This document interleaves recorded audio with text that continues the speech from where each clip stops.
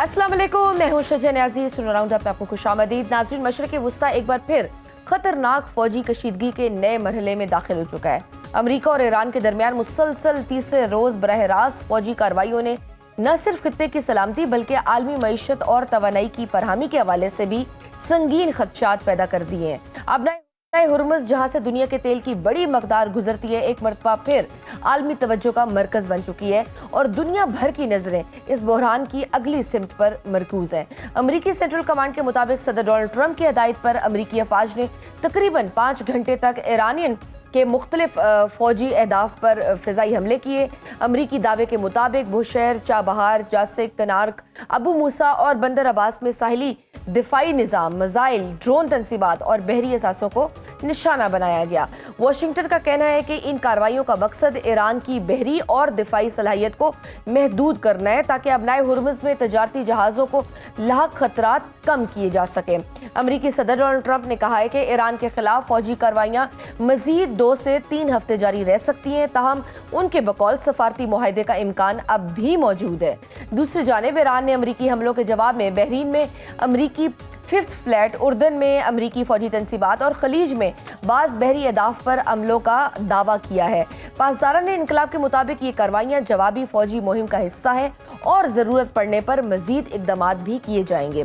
Bahrain ने दावा किया है कि इसके फ़िज़ाई दिफाई निज़ाम ने मुतअद्दिद ईरानी मिसाइल और ड्रोन तबाह कर दिए, जबकि उर्दन के मुताबिक उसने भी अपनी फ़िज़ाई हदूद में दाखिल होने वाले कई मिसाइल नाकारा बना दिए। उधर मुत्तहिदा अरब अमारात का कहना है कि ओमान के इलाकाई पानियों में उसके 2 ऑयल टैंकर मिसाइल हमले का निशाना बने, जिसके नतीजे में एक भारतीय शहरी हलाक और मुतअद्दिद अफराद जख्मी हुए, जबकि ईरान ने इन हमलों की जिम्मेदारी कबूल की है। उधर ईरान और अमरीका के दरमियान अबनाए हुर्मुज़ पर भी सख्त बयानात का तबादला जारी है। ईरानी वज़ीर ख़ारजा अब्बास अराग़ची का कहना है कि ईरान हमेशा अबनाए हुर्मुज़ का मुहाफ़िज़ रहा है, जबकि अमरीका इस अहम बहरी गुज़रगाह पर दबाव मज़ीद बढ़ाने के इशारे दे रहा है। बढ़ती हुई कशीदगी के असरात आलमी मंडियों में भी नुमायां होने लगे हैं। खाम तेल की कीमतें बुलंद सतह पर पहुँच गई हैं, जबकि अबनाए हुर्मुज़ से गुजरने वाले तजारती जहाज़ों की आमदोरफ्त में भी कमी देखी जा रही है, जिससे आलमी तवानाई की फरहमी के हवाले से खदशात बढ़ रहे हैं। दूसरी जानिब पाकिस्तान ने सऊदी अरब पर हौसी बैलिस्टिक मिसाइल हमलों की शदीद मजम्मत करते हुए सऊदी अरब के सलामती, खुद मुख्तारी और इलाकाई सालमियत के लिए अपनी मुकम्मल हमायत का इआदा किया है। अक़वाम मुत्तहिदा के सलामती कौंसिल में भी पाकिस्तान ने खित्ते में तहम्मुल और सफारती हल पर जोर दिया है। क्या मशरक़ वुस्ता एक नई और वसी जंग के दिहाने पर खड़ा है, या आलमी ताकतें इस बढ़ते हुए बहरान की सफारतकारी रोकने में कामयाब हो जाएंगी? क्या अबनाए हुर्मुज़ की कशीदा सूरत हाल आलमी तवानाई की सप्लाई और मईशत के लिए मजीद बड़े बहरान को जन्म दे सकती है? और क्या अमरीका और ईरान की ये बराह रास्त महाजराई सिर्फ दोनों ममालिक तक महदूद रहेगी, या पूरा खित्ता इस तनाज़े की लपेट में आ सकता है? इस सब पर बात करने के लिए हमारे साथ मौजूद है साबिक वज़ीर ख़ारजा खुर्शीद महमूद कसूरी साहब। सर, आपको वेलकम करती हूँ स्टूडियो राउंड अप में। कसूरी साहब, इस्लामाबाद मुआहिदा 1 माह भी नहीं सस्टेन कर सका, टेक्निकल मुज़ाकरात भी आगे नहीं बढ़े और दोबारा जंग शुरू हो गई। जब मुआहिदा हो रहा था तो उस वक्त भी एक तासुर था कि इट वॉन्ट वर्क। दोनों तरफ से बड़ा वफ्त मुज़ाकरात में शरीक था। मुआहिदे के नुकात ठीक नहीं थे, ड्राफ्ट जल्दबाजी में तैयार हुआ, क्या रीज़न है, क्यों मामलात ख़राब हुए? देखिए जी, हर इस किस्म की जो बातचीत होती है, मैं तो ख़ुद इस प्रोसेस से गुज़रा हूँ।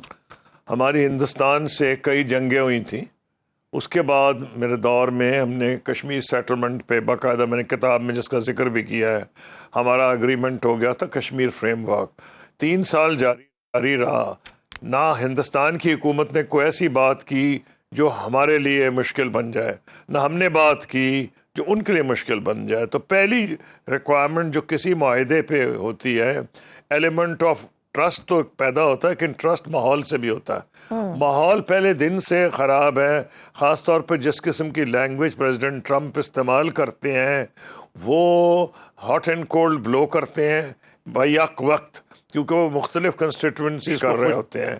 कभी वो स्टॉक मार्केट के ऊपर प्ले कर रहे होते हैं, कभी ऑयल प्राइसेस देख रहे होते हैं, और असल में उनकी नज़र आने वाले इलेक्शन पे है। तो एक तो इसमें ये फ़र्क है कि इसमें पहले दिन से इस किस्म की जो बुर्दबारी की रिक्वायरमेंट है जिससे ट्रस्ट पैदा होता है, वो ट्रस्ट नहीं है। इसी तरह से ईरान में इस नहीं, लेकिन कम हद तक जो IRGC है वहाँ के प्रेसिडेंट और फॉरेन मिनिस्टर तो बड़ी समझदारी से बात करते हैं, लेकिन आईआरजीसी की तरफ से ऐसे बयानात आते रहते थे जिसमें ये लग रहा था कि वो भी वैसी जबान तो नहीं इस्तेमाल करते, वो तो वगैरह दुनिया में कोई भी नहीं करता जो प्रेसिडेंट ट्रंप इस्तेमाल करते हैं, लेकिन काफ़ी सख्त वो जबान इस्तेमाल करते थे। अब एक तो ये है कि नंबर 2, मुझे लग रहा है कि पहले दिन मुश्किल पड़ गई जब आइटम 1 जो था एमओयू में वो था लेबनान का इशू, और ये था कि सीज फायर लाइन या सीज फायर लबनान पे अप्लाई करेगी। इसकी तस्दीक पाकिस्तान के प्राइम मिनिस्टर जो नेगोशिएटर हैं प्राइम मिनिस्टर शहबाज शरीफ ने की। जब इसराइल ने कहा कि ये नहीं है तो उन्होंने कहा नहीं ये है, बावजूद उसके तकरीबन सिंक्रनाइज किया अमेरिका ने पर्दे के पीछे रहते हुए लबनान और इनकी सीज फायर कराई। सीज फायर तो कोई बुरी बात नहीं है, लेकिन वो मजा का खेज थी। और भाई लबनान की तो फौज ही इस काबिल नहीं कि वो इम्प्लीमेंट करा सके कोई decision. Hezbollah is much more powerful than the Lebanese army. क्यों कि इजराइल ने खुद कोशिश की है पहले दिन से कि किसी मुल्क की उसके इर्द गिर्द फौज मजबूत ना हो, तो उसने पहले दिन से कोशिश रखी कि लबनान की फौज को कमजोर रखा जाए। तो एक तो कमजोर फौज है, उनके साथ मुआहदा करा लिया, तो इससे खुद लैक ऑफ ट्रस्ट हो गया कि एक तरफ एमओयू में लबनान का जिक्र आ रहा है कि ये कवर होगा, दूसरी तरफ एक अलहदा मुआहदा करवा दिया इजराइल का, लेबनान का, और वो भी वाशिंगटन में करवाया। तो एक तो लैक ऑफ ट्रस्ट तो पहले ही दिन से था। तो नंबर 2 जो तहम्मुल और बुर्दबारी की जरूरत है वो भी एब्सेंट था। मेरा ये ख्याल है कि बुनियादी तौर पर यह फैसला ईरान ने करना है। अब असल में अगर आप देखें तो जो लान तान हो रही थी तो प्रेसिडेंट ट्रंप पे हो रही थी जी। और प्रेसिडेंट ट्रंप को कहा जा रहा था सरेंडर डॉक्यूमेंट करके आ गया। जो जायनिस्ट लॉबी थी, जो जायनिस्ट क्रिश्चियन जायनिस्ट कह रहे थे हार के आ गया, सुपर पावर को हरवा दिया, इसने सरेंडर कर दिया। और इजराइल का मीडिया में मॉनिटर कर रहा था, पढ़ रहा था, इनको वाइस प्रेसिडेंट को उन्होंने स्कम कहा, SCUM। अब उसका मैं क्या तर्जुमा करूं जी। उसका स्कम का उन्होंने। इजरायली लॉबी इतनी सख्त नाराज थी ट्रंप और वांस से। तो मेरे ख्याल में ईरान की IRGC को सोचना चाहिए कि हर वो कदम जो इजराइल और अमेरिका के दरमियान खलीज को बढ़ाए वो उनके मफाद में है। इस तरीके से तो ये दोबारा इकट्ठे हो जाएंगे। इनका दोबारा इकट्ठा होना ना तो मुसलमान ममालिक के लिए अच्छा है, गल्फ कोऑपरेशन काउंसिल, ना ईरान के लिए अच्छा है। तो इसलिए दोनों साइड्स को ये सोचना पड़ेगा। देखना यह है कि क्या ईरान को कोई कंसेशन मिले। एक कंसेशन तो मिला कि उनको ऑयल जो उनकी वो ब्लॉकेड हटा दिया गया ताकि वो अपनी ऑयल शिपमेंट कर सकें, बेच सकें। एक तखमीने के मुताबिक $5 बिलियन का उन्होंने तेल बेचा। उनको किस हद तक सैंक्शन रिलीफ मिल रहा था मेरे इल्म में नहीं है, लेकिन लग रहा था कि उनको कुछ ना कुछ मिलेगा। बहस ये हो रही थी 12 बिलियन है, 24 है, कतर के जरिए है, फलां, सारी ये बहस ओपनली हो रही थी, जिससे लग ये रहा था कि इनको कुछ ना कुछ तो जरूर मिलेगा। वो ये रहा है कि जिस तरह प्रेसिडेंट ट्रंप बात करते हैं उसी तरह IRGC 2 टके का उसी तरह जवाब मिल जाता है। और IRGC बयान दे देती है जो कि फॉरेन मिनिस्टर और जो प्रेसिडेंट है, बल्कि मुझे अफसोस हुआ प्रेसिडेंट और फॉरेन मिनिस्टर के खिलाफ मज़ामीन लिखवाए गए ईरान के मीडिया में जो IRGC के करीब समझा जाता था। और ऐसी सूरत पैदा की गई कि एक्चुअली रेबर को कहना पड़ा, रेबर से पूछा गया कि आप सपोर्ट करते हैं या नहीं। उनका मैं वैसे तो इसको को अच्छा नहीं समझता है MOU को, लेकिन मुझे प्रेसिडेंट ने ये कहा है कि मुल्क के मफाद में है। तो जो लोग लान तान कर रहे थे उन्हें भी कवर मिल गया कि जी रहबर भी इससे खुश नहीं है। देखें जब बातचीत हो, जब इंडिया पाकिस्तान बात कर रहे थे जिसका मैं जिक्र आपको कर रहा हूँ, ये मुआहदे के नतीजे जब पहुंचे थे दो, ये विन विन ही होता है। ये नहीं होता कि एक हार जाए एक जीत जाए, ऐसा कोई मुआहदा नहीं होता। वो तो वॉर में तो हो सकता है, लेकिन नेगोशिएशन में विन विन है। ये भी विन विन है दोनों साइड्स को।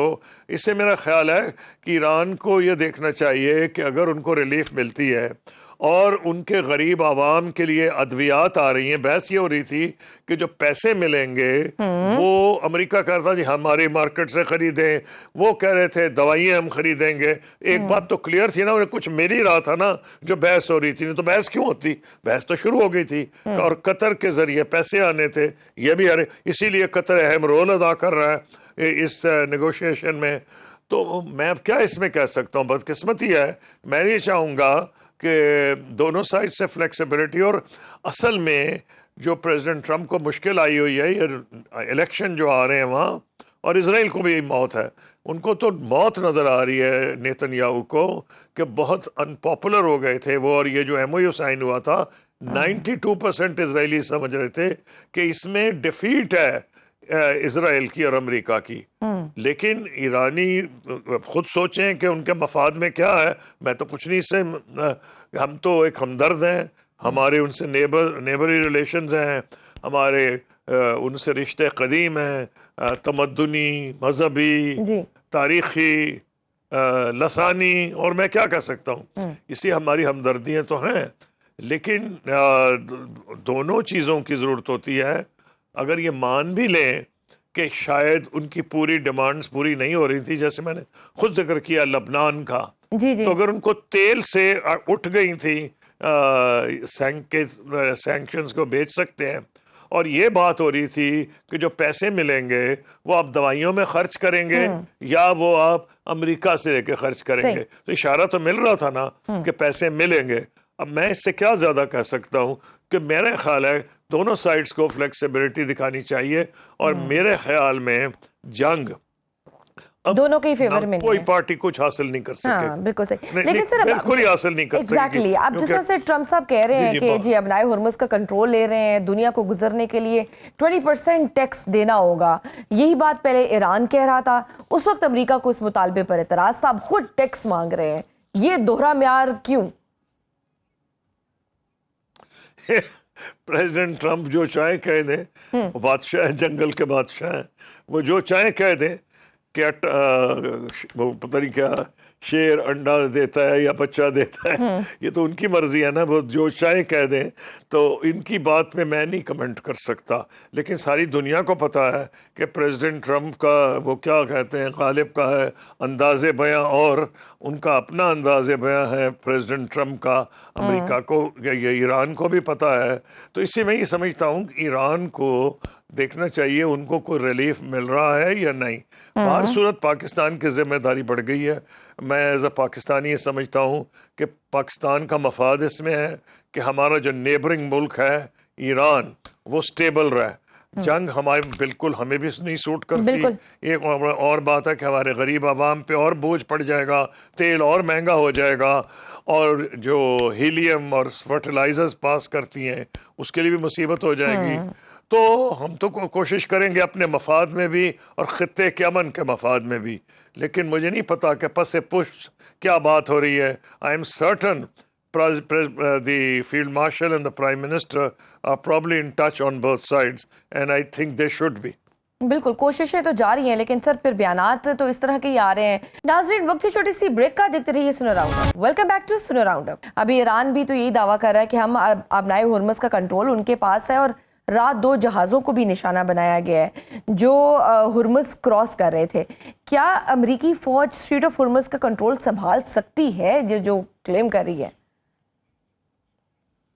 देखिए, मैं आपको सिंपल सी बात बताऊं, कंट्रोल क्या करना है भाई? अगर तो 2 दाग दे मिसाइल्स, तो कौन सी इंश्योरेंस कंपनी है जो इजाजत देगी? इंश्योरेंस कवर कमर तोड़ देगा, कोई जहाज वहां से वैसे ही नहीं पास करेगा। अमेरिका क्या कर लेगा? कंट्रोल क्या खाक करेगा? या तो फौज भेज दे अपनी, भेजे 5 लाख बंदे और हुकूमत उल्टा दे, वो तो उनमें नहीं कर सकते ना, अमेरिकन पब्लिक ओपिनियन इजाजत देगा। तो जब आप गवर्नमेंट जहाँ उल्टाई गई है, कहाँ उल्टाई गई? वियतनाम में उल्टाई गई थी, अफगानिस्तान में की थी, इराक में, उसके लिए आपको लाखों फौज भेजनी पड़ती है। अमेरिकन पब्लिक ओपिनियन उसके लिए बिल्कुल रेडी नहीं, और इलेक्शन हो रहा है, सवाल ही पैदा नहीं। तो जब फौज आप भेज ही नहीं सकते तो आपने क्या कर लेना है? आप क्या तोप मार लेंगे ज्यादा, और बेचारे ईरानी शहीद हो जाएंगे, और आपको मिलेगा क्या? कुछ भी नहीं, नथिंग। वो दो दो दो दो चला देंगे मिसाइल्स जो बड़े सस्ते हैं, किसी को कोई कौन पागल जहाज गुजरेगा वहां से। आज फिगर आई है कि जहां 160 गुजरते थे वहां 6 गुजरे हैं। तो वैसे ही दुनिया में तबाही आ जाएगी। तो अमेरिका को तो सोचना है, ईरान को भी ये सोचना है, दोनों को सोचने की जरूरत है। लेकिन सर यहाँ तो हमलों पे हमले हुए जा रहे हैं। अमेरिकी हमलों के जवाब में ऑपरेशन असर 2 के तहत ईरान ने उर्दन में अमेरिकी फौज के जेर इस्तेमाल एयरबेस को बैलिस्टिक मिसाइलों से निशाना बनाया है। मशरिक़ी वुस्ता के दीगर ममालिक में भी अमेरिकी तंसीबात को निशाना बनाया जा रहा है। यहाँ से एस्केलेशन डोंट यू थिंक कि मजीद बढ़ेगी? देखिए ये तो ईरान के पास एक ही हथियार और है ही कुछ नहीं, ना उनकी नेवी है ना एयरफोर्स है, as rightly president Trump pointed out. वो तो कहते मैंने सिंक कर दी है, वो नहीं रियलाइज करते कि ईरान की बड़ी ये अक्लमंदी थी कि उन्होंने इस जंग की तैयारी की है और मेरा ख्याल है को 15, 20, 25 साल से कर रहे हैं। अंडरग्राउंड सिटीज़ बना दी हैं और इतनी डीप उनकी हैं साइट्स कि अभी तक जो इनके बंकर बस्टर बॉम्ब्स हैं, कई लोगों का ये ख्याल है कि वहाँ पहुँच भी नहीं सकते जहाँ उन्होंने बना दिए। तो उन्होंने ना एयरफोर्स की ज़रूरत है, नेवी की ज़रूरत है। All they require is drones and missiles जो सस्ते हैं, जो नुकसान, वो जंग तो नहीं जीत सकते लेकिन वो इतना नुकसान पहुंचा सकते हैं कि हुर्मुज़ बंद रहेगी। क्यों? ये नहीं कि अमेरिका से ज़्यादा पावरफुल है, इसलिए बंद रहेगी कि इंश्योरेंस ही नहीं मिलेगी। कोई जहाज पागल है वहां से गुजरेगा, इतने मिलियंस ऑफ डॉलर्स का ऑयल लेके गुजरेगा, आग लग जाए, बंदे मर जाएं। उसके अलावा अभी तो वो लोग आ रहे हैं जो फंसे हुए हैं, जब ये निकल जाएगा तो कौन नया जहाज आएगा? कोई भी नहीं आएगा। और सर वैसे देखा जाए तो सब कुछ तो ठीक चल रहा था। ओमान और ईरान अबनाए हुर्मुज़ का निज़ाम चला रहे थे, फिर इसराइल ने हमला किया, फिर अमेरिका भी जंग में शरीक हुआ, अबनाए हुर्मुज़ बंद हो गई, फिर अबनाए हुर्मुज़ खुलवाना मेन एजेंडा बन गया। सदर ट्रंप ने जो एग्रेसिव पॉलिसी अपनाई हुई है, पूरी दुनिया इसका खमियाजा भुगत रही है। अब वे आउट क्या है? स्ट्रेट ऑफ हुर्मुज़ का मसला हल कैसे होगा? एक ही तरीका है जी कि पाकिस्तान ये मीडिएटर है, पाकिस्तान नेबर है और पाकिस्तान को फायदा नुकसान भी ज्यादा है इस सारी कहानी में। हमें अपना रोल अदा करना चाहिए और दोनों साइड्स को हमें ये कहना चाहिए कि वो नहीं अचीव कर सकेंगे और हमारी बात में वजन है, क्योंकि हमने सबूत किया, ये नई बात नहीं। हम 1979 से ईरान के इंटरेस्ट वॉच कर रहे हैं वाशिंगटन में और वाशिंगटन के इंटरेस्ट हम ईरान में वॉच कर रहे हैं। मैंने अपने दौर में लारीजानी साहब से, खराजी मरहूम जो मेरे उनको शहीद कर दिया गया, दोनों उनको भी शहीद, मैंने डील किया है और वो चाह रहे थे अमेरिका से डील कर ले न्यूक्लियर वेपन्स पे। मेमोरेंडम बनाया मैंने प्रेसिडेंट बुश के लिए उनके साथ मिल के। तो ये रोल हम अदा कर सकते हैं, मैं अपने तजुर्बे की बुनियाद पर रहा हूं, और दूसरा मुल्क कोई अदा नहीं कर सकता। तो इसलिए हमें तो कोशिश करनी पड़ेगी, मरता क्या ना करता।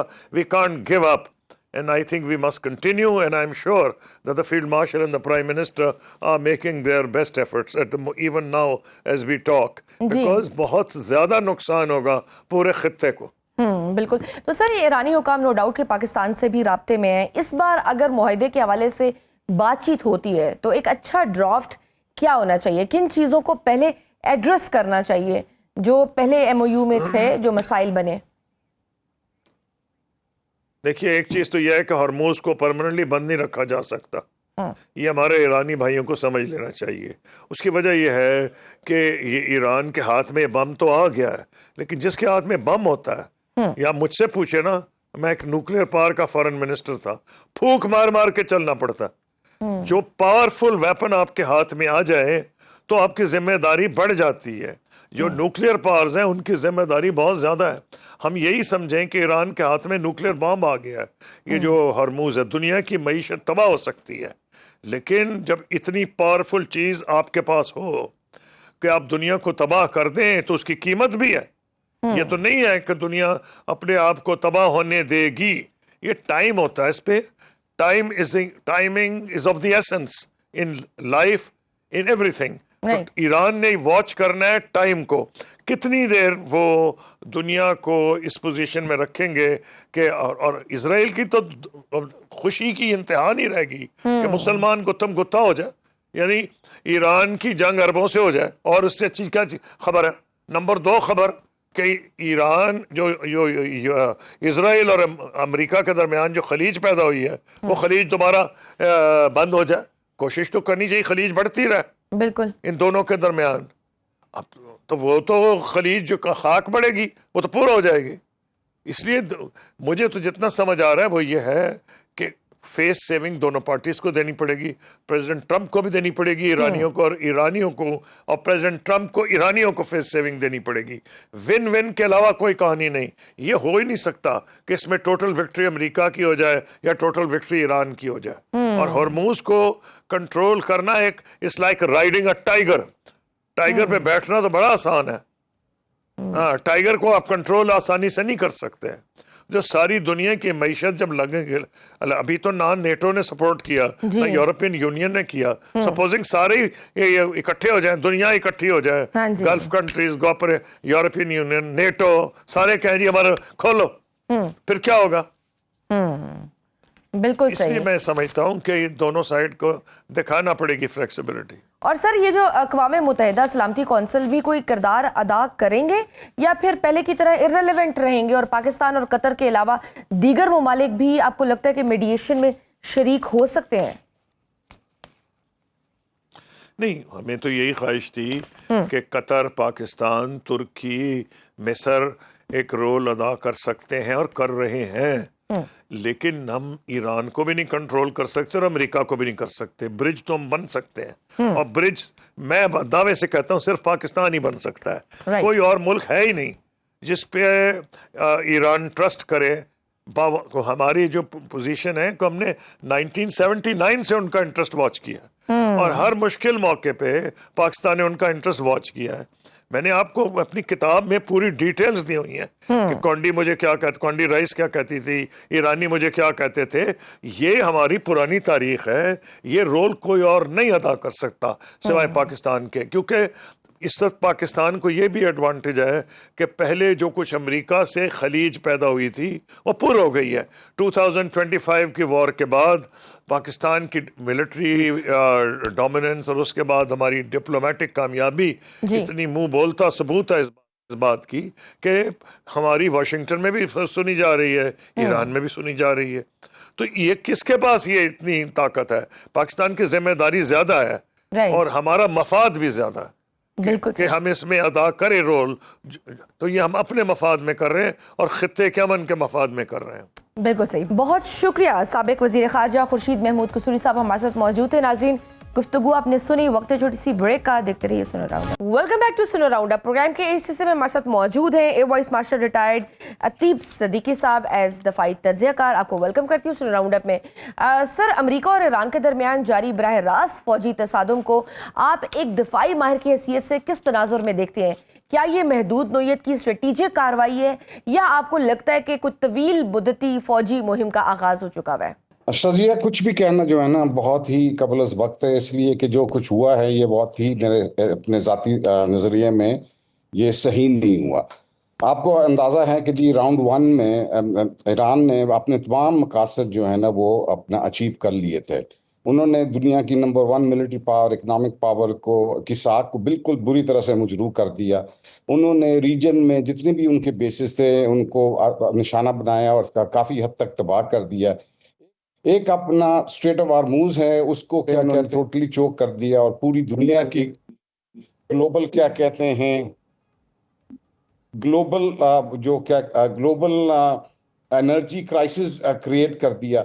ये सारी मकासद उन्होंने अचीव करने के बाद जो MOU जो अपना बना इस्लामाबाद MOU, उसमें उनको तकरीबन सारी जो पॉइंट्स थे वो काफ़ी फेवरेबल थे, उनके काफ़ी फेवरेबल थे। और ये अब भी समझ में नहीं आई कि जो शिक नंबर 5 है, नंबर 10 है, शिक नंबर 11 है, वो सब उनकी क्या कहते हैं वो अपनी फेवर में थी सारी चीज़ें। लेकिन उसके बावजूद ये दोबारा से जो सिलसिला स्टार्ट हुआ है, इसमें ये कहना बड़ा कबल वक्त है कि ये इसके पीछे क्या स्ट्रेटजी हो सकती है। कोई ऐसे तो नहीं है कि कोई कॉन्स्पिरेसी थ्योरीज हैं जिसमें उस कॉन्स्पिरेसी थ्योरीज को बहुत सारी कॉन्स्पिरेसी थ्योरीज को जन्म दिया जा सकता है। अमेरिका ने क्या ये जो सीज फायर किया ये कोई ऑपरेशनल पॉज था कि रीअसेस करना था उन्होंने कि क्या किया जा सकता है ताकि स्ट्रेट ऑफ हॉर्मुज को अपने टोटल कंट्रोल में ले लिया जाए। क्या ये किसी और की अपना कॉन्स्पिरेसी थ्योरी है कि जी ईरान जो है अगर इजाजत दे दी कि स्ट्रेट ऑफ हॉर्मुज का टोटल कंट्रोल कर ले तो वो और उसके ऊपर टोल टैक्स लगा ले तो वो किसी के फायदे में नहीं है, काफी लोगों के नुकसान में है। और खुद ईरान को जब देखा जाता है तो अब ये नहीं समझ में आ रही कि पावर सेंटर है कौन सा। क्या ये पावर सेंटर वो है जो कि अपना सियासी हुकूमत है, क्या पावर सेंटर पासेदारान इंकलाब है? क्योंकि ये अब आपके सामने आज आपको सबको पता है कि स्ट्रेट ऑफ हॉर्मुज को इन्होंने दोबारा चोक कर दिया है, यूएसए ने दोबारा ब्लॉकेड लगा दिया है। उसके बाद यूएसए रोज अपना हमले किए जा रहा है अपना ईरान के ऊपर। अब जो है अब देखा ये जा रहा है कि जो हमदर्दियां पहले ईरान के साथ थीं अब जी। बहुत से तज्जियाकारों को ये समझ में नहीं आ रही है कि ये ईरान ये ऐसा कर क्यों रहा है। ईरान को मौका मिल और बहुत अपॉर्चुनिटी मिली कि सब चीज़ों को अब दुरुस्त सिमत में लेके जा सकता था, लेकिन ये जो अभी हुआ क्या है ये कुछ तज्जियाकार का ख्याल है कि ये जो अभी जो खुमैनी साहब की जो को जब सुपुर्द खाक किया गया तो बहुत बड़ा मजमा था, वहां पे कोई 1 से 2 करोड़ लोग थे, सबका इंतकाम का ऐलान था। तो लेकिन ये सब फिर भी कोई सेंस नहीं बन रही इन चीजों की कि ये नुकसान अपना जो है पहले ईरान ने ये क्लेम दायर किया था कि उनका 300 अरब रुपए का तो नुकसान अरब डॉलर का नुकसान हो चुका हुआ है इंफ्रास्ट्रक्चर वाइज। उनकी पहली टियर ऑफ लीडरशिप तबाह उन्होंने अपना मिटा दी, दूसरी टियर ऑफ लीडरशिप मिटा दी है। तो अभी किस तरफ चलने को क्या करना चाह रही है ईरान? मुझे ऐसे लगता है कि अभी ये शायद तवील तो ना हो, लेकिन इसमें हमारे फील्ड मार्शल आसिम मुनीर साहब की प्राइम मिनिस्टर हैं, शहबाज शरीफ साहब, उसके अलावा पहले कतर के लोग भी सालसी में शामिल थे, ओमान के लोग भी शामिल थे। अभी इन्होंने क्या कहते हैं कतर पे दोबारा हमला कर दिया, ओमान पे हमला कर दिया। तो ये सालसियों के लिए भी बड़ा मुश्किल होता चला जा रहा है कि ये किस किस उनको एक कमरे में लेके आ जाते हैं या एक जगह पे लेके आ जाते हैं, सारा एमओयू बन जाता है और उसके बावजूद ये सारा कुछ सब कुछ डिरेल हो गया है। तो उम्मीद की जा सकती है अल्लाह ताला के, अब दुआ की जा सकती है कि ये जो है ना ये सेंस प्रिवेल करे, दोनों साइड पे सेंस प्रिवेल करें, क्योंकि नुकसान जो है इनका बहुत ज्यादा हुआ है ईरान का, लेकिन ये कितना और नुकसान अपना करवाने को तैयार है। साथ लेकिन उनकी क्या कहते हैं जरूर उनका जज्बा अपनी जगह पे है, उनकी कुर्बानियां अपनी जगह पे हैं, उन्होंने दुनिया अपना लोहा मनवा लिया था, लेकिन ये कब तक चलेगा मामला? उसी तरफ से अमेरिका जो है लेकिन वो क्या एग्जैक्टली कहते कि हैं, ईरान के ईरान तो बेशक हाँ ईरान को भी सब्र और तहम्मुल का मुजाहरा करना चाहिए, लेकिन दूसरी जानिब अमेरिका की जानिब से ईरान के साहिली दिफाई निज़ाम, मिसाइल लॉन्च साइट्स, ड्रोन तनसीबात और बहरी असासों को निशाना बनाने के दावे किए जा रहे हैं। जदीद जंगी हिकमत अमली में ऐसे अहदाफ को तबाह करना किसी मुल्क की मजमूई दफाई सलाहियत को किस हद तक मुतासर कर सकता है? बहुत बहुत ज्यादा मुतासर कर सकता है शाजिया। दूसरी बात यह है कि सबको पता है कि अमेरिका की एक मिलिट्री कुव्वत है, उनकी कैपेबिलिटी है, वो बहुत कुछ कर सकते हैं मिलिटरली, ठीक है। बेशक उनकी साख मजरू हुई है, लेकिन मिलिट्री तो उनकी डाउनग्रेड नहीं हुई है। मिलिट्री की कैपेबिलिटीज में काफी हद तक उनका वो अपना जो है वो नुकसान जितना करना चाहते हैं किसी का वो कर सकते हैं। अब ये शुरुआत कैसे हुई है दोबारा, इसको भी देखने की जरूरत है। शुरुआत हुई है कि जी वो आपकी जो सऊदी, कतरी और लाइबेरियन जो अपना वेसल्स थे वो कॉरिडोर से निकल के अब ईरान की तरफ उनका शायद रुख थोड़ा बहुत हो गया। अब उनको वापस कॉरिडोर में ले जाने के बहुत से तरीके हैं, बहुत से मैरीटाइम तरीके हैं। यानी आप उनको वो अपना रेडियो पे वार्निंग देते हैं, आप सिग्नलिंग करते हैं, आप वार्निंग शॉट्स फायर कर सकते हैं, बहुत कुछ कर सकते हैं। लेकिन उन्होंने उनके ऊपर मिसाइल दाग दिए, मिसाइल दागे, उन टैंकर्स को नुकसान पहुंचा है। और फिर उन्होंने ये अपना ऐलान कर दिया कि जी ये स्ट्रेट ऑफ हॉर्मुज में हमारा टोटल कंट्रोल है, हम किसी को इसमें इजाजत नहीं देंगे लेफ्ट से राइट होने की। आपको शायद इल्म हो कि स्ट्रेट ऑफ हॉर्मुज जो है अपनी नैरोएस्ट जगह पे ये तकरीबन 24 मील है टोटल उसकी जो अब विड्थ है उसकी। अब ये जो टेरिटोरियल वाटर्स जो के क्लेम जो हैं, जो ईरान के साथ जो टेरिटोरियल वाटर्स हैं, ये तकरीबन 14 मील, हर मुल्क के जो टेरिटोरियल वाटर होते हैं वो 14 मील तक एक्सटेंड करते हैं। यानी वो जो 14 मील की समुंदर है वो लैंड का हिस्सा तस्वर किया जाता है। 14 मील इनका हो गया, 14 मील ओमान का हो गया, तो अपना टोटल स्ट्रेट ऑफ हार्मूज की चौड़ाई नैरोएस्ट जगह पे 24 मील है। तो ये इतना इतना छोटा कॉरिडोर है, और इसके अंदर ये जहाज का लेफ्ट राइट थोड़ा बहुत होना, ये मतलब इन्होंने जो अभी जो इंग्रेस है, जो किसी अपना कॉरिडोर जो है वो तकरीबन 2 मील चौड़ा है कॉरिडोर अंदर जाने के लिए स्ट्रेट में, वापस निकलने के लिए भी 2 मील का कॉरिडोर है, और 2 मील उन्होंने अपना न्यूट्रल एरिया रखा हुआ कि कई जहाज इधर उधर हो जाए तो वो अपना उसमें फिर वापस अपनी जगह पे चले जाए। लेकिन इसका मतलब ये नहीं है कि ये 14 जो मील है समुंदर का जो कि उनके शोर लाइन के साथ है, कोई इसमें जा नहीं सकता। ये लॉ ये है कि अगर कोई उनको थ्रेट नहीं है किसी जहाज से, तो वो जहाज परमिशन लेके उसमें से गुजर सकता है उन टेरिटोरियल वाटर्स में, या इंफॉर्म करके गुजर सकता है। लेकिन यहाँ पे तो बिल्कुल ही ऐसे लग रहा था कि जैसे वो तैयार बैठे हुए थे कि ये स्ट्रेट ऑफ हार्मूज के अंदर जरा सी भी लेफ्ट राइट कुछ हुआ नहीं, इन्होंने स्ट्राइक कर दिया। पहल किसने की? ऐसे लगता है कि शायद इस दफा ईरान ने पहल की बाय हिटिंग द वेसल्स सऊदीया के और कतर के और लाइबेरिया के। आज आपको पता है ना, ओमान के करीब भी एक क्या कहते हैं कार्गो वेसल को मिसाइल हिट कर दिया गया है। तो अब उसके बदले में ईरान ने अपने वॉरशिप्स भी भेज दिए, 2 कैरियर भी भेज दिए। अब वो जिसको मर्जी टारगेट करें, वो इनको तो रोका नहीं जा सकता। कह तो रहे हैं अपना ट्रंप साहब के जी हम सिविलियन कैजुअलिटीज को अपना कोशिश कर रहे हैं कि मिनिमम हो, लेकिन ये अपना उनको रोकना तो अपना पॉसिबल नहीं है। ये तो अब उनकी चॉइस, सेंटकॉम की चॉइस है कि कौन से टारगेट्स को निकालना है, कौन से टारगेट्स को मारना है। ईरान इसी तरह से ईरान की चॉइस है कि जी किस किस एयर बेस को या किस किस बेस को, अमेरिकन बेस वो को तो हम मारना है। देख रहे हैं खलीजी ममालिक, खास तौर पर बहरीन पर ईरानी हमलों और वहां गूंजते सायरन से। क्या ये जाहिर नहीं होता कि ईरान इस जंग का दायरा पूरे मशरिक़ वुस्ता तक फैलाने पर मजबूर हो चुका है? मैंने एक लफ्ज इस्तेमाल किया था कॉन्स्पिरेसी थ्योरी का, ठीक है ना। अब इन हरकतों की वजह से अब बहुत से कॉन्स्पिरेसी थ्योरीज जन्म जो है ना वो ये है कि आया ये शायद अमेरिका क्या इस जंग को रोकना चाह भी रहा है कि नहीं, नंबर 1। नंबर 2, बाकी जो खित्ते के ममालिक हैं क्या वो भी क्या चाह रहे हैं कि ये जंग अभी रुके नहीं और ईरान को टोटली न्यूट्रलाइज कर दिया जाए। तीसरा कॉन्स्पिरेसी थ्योरी ये है कि विद इन ईरान के अंदर कौन सा पावर सेंटर ऐसा है जो कि उनको इस तरफ आने नहीं दे रहा सालसी की तरफ। ये अब पासदारान इनकलाब के लोग हैं, क्योंकि हार्डलाइनर्स तो बहुत हैं, मतलब हर तरफ हार्डलाइनर्स हो सकते हैं। अमेरिकन में भी हैं, गवर्नमेंट में भी हैं, ईरानियन में भी हैं, हर मुल्क में हार्डलाइनर्स भी होते हैं, मॉडरेट भी होते हैं।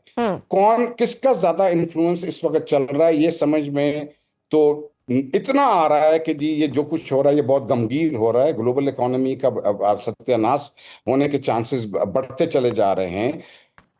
दुआ अगेन मैं कह सकते हैं कि ये अभी फील्ड मार्शल आसिम मुनीर साहब और आई बिलीव अपना शहबाज शरीफ साहब दोबारा कोशिश में लगे हुए हैं कि इस ये जो सिलसिला स्टार्ट हुआ ये रुके।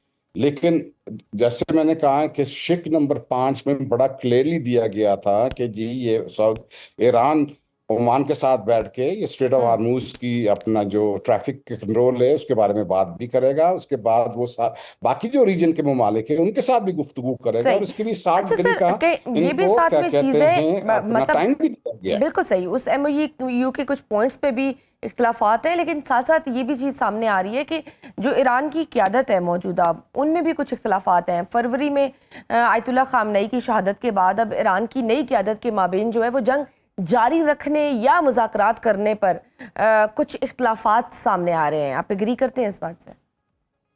हेलो शरिया, मैं टोटली आपके साथ एग्री करता हूँ, टोटली एग्री करता हूँ। बहुत बड़ी कंफ्यूजन इस वक्त है कि क्या कौन कंट्रोल में है और क्या चाह रहे हैं। कि कुछ हार्डलाइनर्स हैं जो कहते हैं कि उनकी शहादत का बदला लिया जाए, और कुछ कहते हैं कुछ मुज़ाकरात पे बिलीव करते हैं। जी बिल्कुल बिल्कुल आप सही कह रही हैं। और इसी वजह से मैं कह रहा हूं कि ये इस सवाल का जवाब देना कि जी ये चंद दिनों की बात है या इसको तूल देने का प्रोग्राम बन रहा है, ये हम्म। बड़ा मुश्किल है। क्योंकि पावर पॉलिटिक्स में ये याद रखिएगा कि कोई चीज, जो चीज नजर आती है वो चीज होती नहीं है, इसके पीछे बहुत मुहर्रकात होते हैं। हम्म। क्या इजराइल इसमें क्या मतलब रोल अदा कर रहा है? अब अभी आपने देख लिया कि इजराइल काफी अरसे से बिल्कुल खामोश बैठा हुआ है और इनको ही आपस में वो अपना लड़ने दे रहा है। ठीक है। हम्म। तो इसी तरीके से हार्ड लाइनर्स या मॉडरेट्स का जो सिलसिला है विद इन द गवर्नमेंट्स, मैं सिर्फ ईरान का नहीं कह रहा, within America, within क्या कहते हैं Iran, within the other regional countries, hmm. उनका क्या स्टांस है कि इसको किस हद तक लेके जाने का प्रोग्राम कर रहे हैं। क्योंकि एक चीज और भी अब मेरा जेहन में आता है कि देखें, ईरान के ऊपर अगर ये ईरान अगर ये एमओयू की शिकें पे अग्री कर जाता है और इसके बाद अग्रीमेंट हो जाती है, तो इसका मतलब ये है कि ईरान को उन्होंने इजाजत दे दी थी 60 दिन के लिए ऑयल बेचने की। हम्म। अगर ये अग्रीमेंट हो जाता है तो इसका मतलब ये कि सैंक्शंस उठ जाएंगे बहुत हद तक। इसका मतलब ये है कि उनके एसेट्स डीफ्रीज हो जाएंगे। और सब इसका मतलब ये है कि ईरान एक इकोनॉमिक पावर की बनने की तरफ चल पड़ेगा। उनके हम्म। पास रिसोर्सेज ऑयल की सूरत में बहुत ज्यादा हैं। हम्म। अगर वो रीजन में इकोनॉमिक पावर बनता है तो बाकी इकोनॉमिक पावर्स का क्या बनेगा रीजन के अंदर, नंबर वन। नंबर टू ये कि ईरान का जो अलायंस नजर आ रहा है वो तो नजर आ रहा है चाइना और रशिया के साथ। हम्म। तो ईरान चाइना रशिया का इन्फ्लुएंस अगर इस रीजन में होता है तो किसका इन्फ्लुएंस कम होता है? वो अमेरिका का इन्फ्लुएंस हो जाता है। जो अमेरिका हम्म। के साथ जो उनके रीजनल जो अलायंसेस बनी हुई हैं उनका इन्फ्लुएंस कम हो जाता है। तो फ्रैंकली स्पीकिंग पावर पॉलिटिक्स में अब ये नहीं पता कि क्या चीज एक्चुअल गेम क्या है चल रही है इस वक्त। हम्म। हमें तो बाजार यही नजर आ रहा है कि चूंकि जी आपने जो आपस में लड़ आपने रहे हैं। चाइना और रशिया का लेकिन जिक्र बिगर किया है। देखे हाँ, तो इस जी तनाज़े में आपको क्या लगता है? अभी हमने पीछे भी देखा कि बड़े मोहतात तरीके से दोनों ममालिक ने इस पूरे सिनारियो में बड़े मोहतात रहे हैं। तो आपको क्या लगता है, बीजिंग और मॉस्को ईरान को गिरता हुआ देखेंगे, या आपको लगता है कि खुल्लम खुला अब खुल के ईरान की सपोर्ट में आगे आएंगे? आपने पता नहीं नोट किया या नहीं नोट किया, हम्म। नाजरीन ने नोट किया या नहीं नोट किया है कि पहले चाइना की तरफ से काफी स्टेटमेंट्स आती थी ईरान की सपोर्ट में। हम्म। लेकिन अभी पिछले कुछ दिनों में जो एक ही मेरा ख्याल है क्या कहते हैं उनकी तरफ से स्टेटमेंट आई है कि दोनों को यही समझाया गया कि आप सफारती आप अमल के थ्रू इस मसले को रिजॉल्व करें। हम्म। तो अभी चाइना भी मेरा ख्याल है ये इस चीज पे परेशान हो रहा होगा कि इसको क्यों इसको इस तरफ लेके जा रहे हैं। बिकॉज चाइना की तो आपको और पूरी दुनिया को पता है कि वो सबको यही पैगाम है उनका कि आप सफारती अमल से अपने मसलों को हल करें। जंग हम्म। किसी चीज का मसला नहीं होता है। लेकिन ये आपको चाइना समझा सकता है। लेकिन अगर कोई ऐसे लोग हैं जो अपना क्या कहते हैं हुकूमत में या गवर्नमेंट में जो कि इस चीज को अभी समझने को तैयार नहीं है, वो ये कहते हैं कि और कुर्बानी दी जाए और मतलब नुकसान कराया जाए। हम्म। बिकॉज अगेन मैं फिर वापस आता हूँ कि मकासद तो सारे अचीव कर लिए थे ईरान ने। हम्म। और बड़े अच्छे और बड़ी उनकी क्या कहते हैं पूरी दुनिया में दुनिया ने मान लिया था कि जी ईरान के साथ आप क्या कहते हैं पंगा नहीं ले सकते। हाँ। बड़े बड़े बड़े रिजॉल्व वाले लोग हैं ये। और हाँ, ये जो रेजिलियंस। जो हाँ। कौम इराक के साथ 8 साल तक जंग लड़ सकी, कई 5 लाख से ज्यादा वहां पे मेरा ख्याल है कोई अपना कैजुअलिटीज वगैरह हुई।